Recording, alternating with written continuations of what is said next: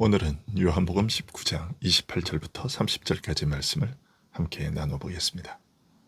요한복음 19장 28절부터 30절까지 말씀 제가 봉독해 드리겠습니다. 그 후에 예수께서 모든 일이 이미 이루어진 줄 아시고 성경을 응하게 하리 하사 이르시되 내가 목마르다 하시니 거기 신포도주가 가득히 담긴 그릇이 있는지라. 사람들이 신포도주를 적신 해면을 우슬초에 메어 예수의 입에 대니 예수께서 신포도주를 받으신 후에 이르시되 다 이루었다 하시고 머리를 숙이니 영혼이 떠나가시니라. 아멘. 오늘 말씀은 예수님께서 십자가에서 숨을 거두시는 마지막 순간의 일을 전하고 있습니다. 28절은 그 후에 예수께서 모든 일이 이미 이루어진 줄 아시고 성경을 응하게 하려 하사 이르시되 내가 목마르다 하시니 라고 전하고 있습니다. 자신이 겪는 죽음의 고난이 바로 신실한 자들이 바라고 기다려온 구원의 모든 일을 이루는 고난이며 이제 그 마지막 순간이 이르렀음을 아셨다는 뜻입니다. 죽음의 순간이 이르렀음을 아시고 예수님께서는 제일 먼저 내가 목마르다 라고 하셨습니다. 겟세마네 동산에서 땀을 핏방울 같이 쏟으시며 기도하신 나머지 기운이 다하여 천사가 그의 힘을 도울 수밖에 없을 정도였고 군병들에게 체포되어 이곳저곳으로 끌려다니며 연이은 신문과 정죄와 비방과 조롱, 모욕과 채찍질과 구타를 당하셨습니다. 다른 사람에게 십자가 형태를 대신 지고 가게 할 수밖에 없을 정도로 기진한 상태에서 여러 시간 십자가에 달려 살이 찢어지고 뼈마디가 어그러지는 모진 고통 속에서 피를 흘리셨습니다. 이제 그 고통이 극에 달한 때에 타는 듯한 갈증을 느끼시고 내가 목마르다 라고 하신 것입니다. 그러나 오늘 본문은 예수님께서 이 말씀을 하신 것조차 성경을 이루려 함이라고 전하고 있습니다. 단순히 예수님이 육신적으로 느끼는 갈증의 고통을 호소한 것이 아니었다는 것입니다. 죄인이 겪어야 할 죄의 고난을 대신 겪으시는 것임을 생각하면 분명 육적인 갈증보다 오히려 영적인 갈증의 고통을 더욱 깊이 느끼셨을 겁니다. 시편은 성도가 겪는 갈증에 대해 여러 곳에서 말하고 있는데 특별히 하나님을 향한 영적 갈증에 대해 우리의 영혼이 하나님을 향하여 갈급한 것에 대해 말하고 있습니다. 시편 42편 1절부터 3절은 이렇게 그 갈증을 노래하고 있습니다. 하나님이여 사슴이 시냇물을 찾기에 갈급함 같이 내 영혼이 주를 찾기에 갈급하니이다. 내 영혼이 하나님 곧 살아계시는 하나님을 갈망하나니 내가 어느 때에 나아가서 하나님의 얼굴을 배울까. 사람들이 종일 내게 하는 말이 네 하나님이 어디 있느뇨 하오니 내 눈물이 주야로 내 음식이 되었도다. 범죄한 후 하나님의 복된 임재로부터 쫓겨난 결과 항상 하나님과 거리를 느낄 수밖에 없었던 죄인이 생명의 근원이신 하나님을 향한 근본적인 영적 갈증에 대해 하나님으로부터 멀어진 만큼 그 영혼이 하나님을 향해 더욱 갈급한 고통에 대해 말하는 것입니다. 예수님께서는 숨을 거두시는 마지막 순간에 바로 이 영적 갈증이 극에 달한 고통을 호소하셨습니다. 나의 하나님, 나의 하나님, 어찌하여 나를 버리셨나이까? 라고 부르짖으셨습니다. 하나님을 향한 영혼의 갈증이 하나님으로부터 버림받는 그 순간에 극에 이르러 하나님으로부터 멀어지고 끊어지는 고통을 이렇게 표현하신 것입니다. 시편 63편과 69편은 바로 이런 고통에 대해 생생하게 알려고 있습니다. 하나님이여, 주는 나의 하나님이시라. 내가 간절히 주를 찾되 물이 없어 마르고 황폐한 땅에서 내 영혼이 주를 갈망하며 내 육체가 주를 앙노하나이다.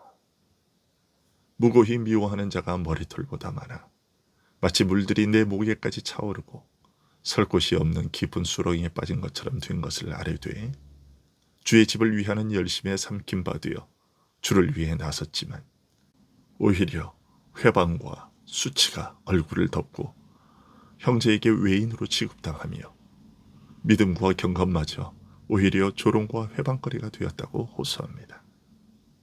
회방으로 마음이 상하여 근심이 가득하게 되어 긍휼히 여겨줄 자를 바라지만 없고 위로자를 바라지만 찾지 못하는 나에게 그들이 쓸개를 나의 음식물로 주며 목마를 때에 초를 마시게 하였다라고 말합니다.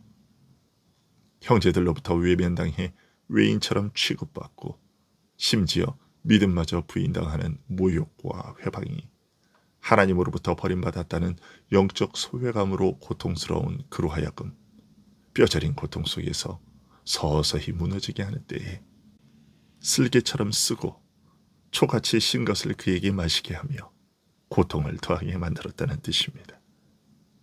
지금 십자가에 달리신 주님께 신 포도주를 마시게 함으로써 저들은 주님께서 받으시는 수치와 조롱과 모욕의 고통을 더욱 깊게 한 것입니다. 십자가에 못 박히시기 전에 슬깃한 포도주를 마시게 했지만 예수님께서는 이를 거부하셨습니다. 슬깃한 포도주가 일종의 마취제로 십자가형을 당하는 자에게 마시는 데 사용되었던 것을 감안하면 예수님께서 이것을 거부하신 것은 십자가의 고난을 철저히 다 겪으시려는 주님의 뜻을 밝히신 것이라고 할 수 있을 겁니다. 그러나 처음부터 거부하신 것과는 달리 마지막 숨을 거두시기 직전에는 이 신포도주를 받으셨습니다. 언뜻 처음의 뜻을 바꾸신 것처럼 보이지만 사실은 그렇지 않습니다. 오늘 본문이 이 일을 두고 성경을 이루려 함이라고 전하고 있는 것을 보면 예수님께서 마지막 순간에 신포도주를 받으신 것은 시편 69편을 통해 이해해야 할 것으로 보입니다.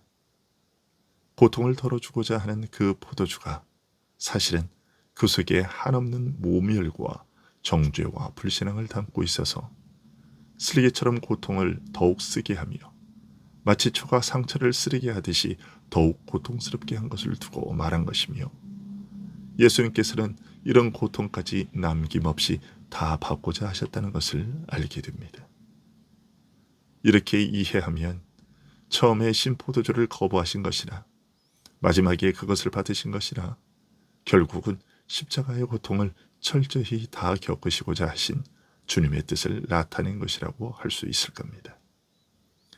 신포도주를 머금은 해용을 우슬초에 메어 마시게 했다고 밝힘으로써 이 일을 굳이 죄의 더러움을 정결하게 할 때 사용하는 우슬초와 관련 지은 것 역시 이런 뜻을 우리에게 알려주고자 한 것입니다. 이렇게 신포도주를 받으신 후에 예수님께서는 다 이루었다라고 하시고는 머리를 숙이고 영원히 떠나가셨습니다. 죽음과 함께 겪으신 주님의 고난이 모든 것을 다 성취하는 것임을 확인하신 말씀입니다. 주의 죽음으로 모든 것이 다 이루어진 것입니다. 조상 아담이 범죄한 이후 온 인류가 죄의 저주 아래에서 신음하며 겪어왔고 앞으로도 겪게 될 그 고통을 다 해소하신 것입니다. 날마다 탄식하는 가운데 죄의 고통과 허무에서 벗어날 날을 기다려온 피조물의 소망을 실현하신 것입니다. 모친이 갈망하여 기다려온 메시아의 구원을 지금 십자가 곁에 서서 주를 바라보는 믿음의 사람들이 타는 듯한 갈증으로 함께 바라고 기다려온 그 구원을 이루신 것입니다. 그리하여 비록 2000년의 세월이 흐른 오늘 이 순간에도 십자가에 달리신 주님을 동일한 믿음으로 바라보는 자는 다 이루었다라고 하신 주님의 말씀에서 죄 많은 나를 용서하신 깊은 사랑을 확인하게 되는 것입니다. 그리고 내 죄를 다 소멸하여 제거하신 은혜를 확인하게 되는 것입니다. 주님께 나아온 사람들에게 내 죄가 사하여졌느니라. 네 믿음이 너를 구원하였으니 평안히 가라 라고 하시던 주님의 음성을 듣게 되는 것입니다. 다 이루었다 라고 하시면서 죽음의 고난을 남김없이 다 받으신 것을 확인하신 후에야 예수님께서는 머리를 숙이시고 그 영혼을 놓으셨습니다. 한평생 이 순간을 위해 번민하시고 고통하시며 기도하며 기다려 오신 끝에 이제 그 긴 과정이 끝난 것을 확인하시고 영혼을 자기 손에서 놓으시고 아버지 손에 맡기신 것입니다. 기도하겠습니다.